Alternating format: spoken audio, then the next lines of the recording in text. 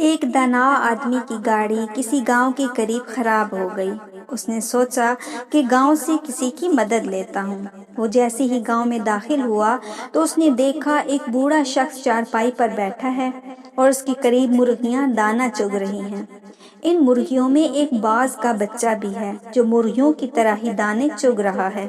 وہ بڑا حیران ہوا اور اپنی گاڑی کو بھول کر اس بوڑھے شخص سے کہنے لگا کہ یہ کیسے خلاف قدرت ممکن ہوا کہ ایک باز کا بچہ زمین پر مرغیوں کے ساتھ دانا چگ رہا ہے۔ تو اس بوڑھے شخص نے کہا، دراصل یہ باز کا بچہ صرف ایک دن کا تھا جب یہ پہاڑ پر مجھے گرا ہوا ملا۔ میں اسے اٹھا لایا۔ یہ زخمی تھا۔ میں نے اس کی مرہم پٹی کر کے اس کو مرغی کے بچوں کے ساتھ رکھ دیا۔ جب اس نے پہلی بار آنکھیں کھولی تو اس نے خود کو مرغی کے چوزوں کے درمیان پایا۔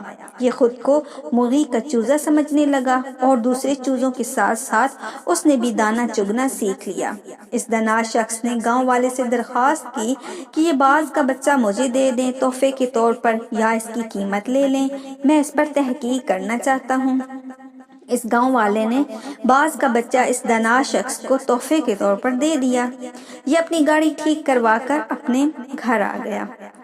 وہ روزانہ باز کے بچے کو چھت سے نیچے پھینک دیا کرتا، مگر باز کا بچہ مرغی کی طرح اپنے پروں کو سکیڑ کر گردن اس میں چھپا لیتا۔ وہ روزانہ بلا ناغہ باز کے بچے کو اپنے سامنے ٹیبل پر بٹھاتا اور اس کو کہتا کہ تو باز کا بچہ ہے، مرغی کا بچہ نہیں، اپنی پہچان کر۔ اسی طرح اس نے کئی دن تک اردو، پنجابی، سندھی، سرائیکی، پشتو غرض کے ہر زبان میں اس باز کے بچے کو کہا کہ تو باز کا بچہ ہے، مرغی کا نہیں، اپنی پہچان کر، اپنے آپ کو پہچاننے کی کوشش کرو۔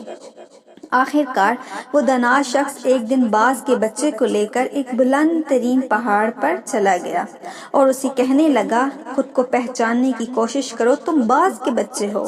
اور اس شخص نے یہ کہہ کر باز کے بچے کو پہاڑ کی بلندی سے نیچے پھینک دیا۔ باز کا بچہ ڈر گیا اور اس نے مرغی کی طرح اپنی گردن کو جھکا کر پروں کو سکیڑ لیا اور آنکھیں بند کر لیں۔ تھوڑی دیر بعد اس نے آنکھیں کھولیں تو اس نے دیکھا کہ زمین تو ابھی بہت دور ہے، تو اس نے اپنے پر جو ہیں وہ پھڑپھڑائے اور اڑنے کی کوشش کی۔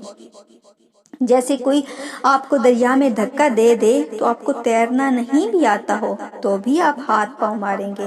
تھوڑی ہی دیر میں وہ اپنے آپ کو بیلنس کرنے لگا، کیونکہ باز میں اڑنے کی صلاحیت خدا نے رکھی ہوئی تھی۔ تھوڑی ہی دیر میں وہ اونچا اڑنے لگا، وہ خوشی سے چیخنے لگا اور اوپر جانے لگا۔ کچھ ہی دیر میں وہ اس دانا شخص کے بھی اوپر سے نکل گیا اور نیچے نگاہیں کر کے اس کا احسان مند ہونے لگا۔ تو دانا شخص نے کہا، اے باز، میں نے تجھے تیری شناخت دی ہے، اپنے پاس سے کچھ بھی نہیں دیا۔ یہ کمال، یہ صلاحیتیں تیرے اندر موجود تھیں، مگر تو بے خبر تھا۔ یہی معاملہ ہم لوگوں کے ساتھ ہے۔ ہماری ایک شناخت ہے، ہم ایک خاص امت کے ارکان ہیں، ہم ایک ایٹمی ملک کے شہری ہیں۔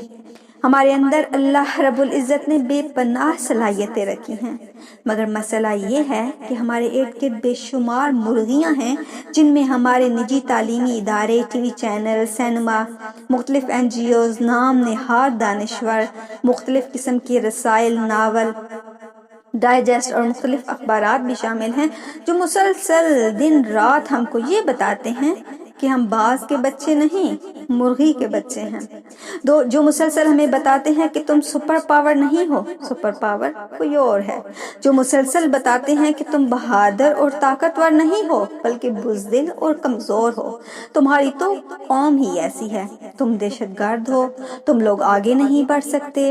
کامیابی کی شرط یہ ہے کہ ہم خود کو پہچاننے کی کوشش کریں تاکہ ہم ایک بہترین امت اور بہترین قوم بن کر اس ملک کی تعمیر و ترقی میں اپنا کردار ادا کر سکیں، اپنا بھولا ہوا سبق پھر سے یاد کر سکیں۔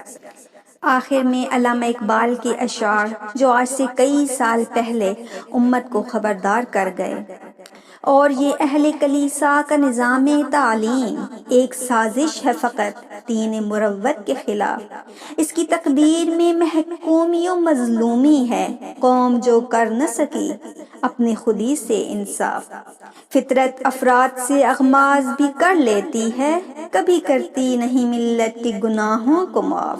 سبق پھر پڑھ صداقت کا، عدالت کا، شجاعت کا، لیا جائے گا تجھ سے کام دنیا کی امامت کا۔ آپ سب کی سماعتوں کا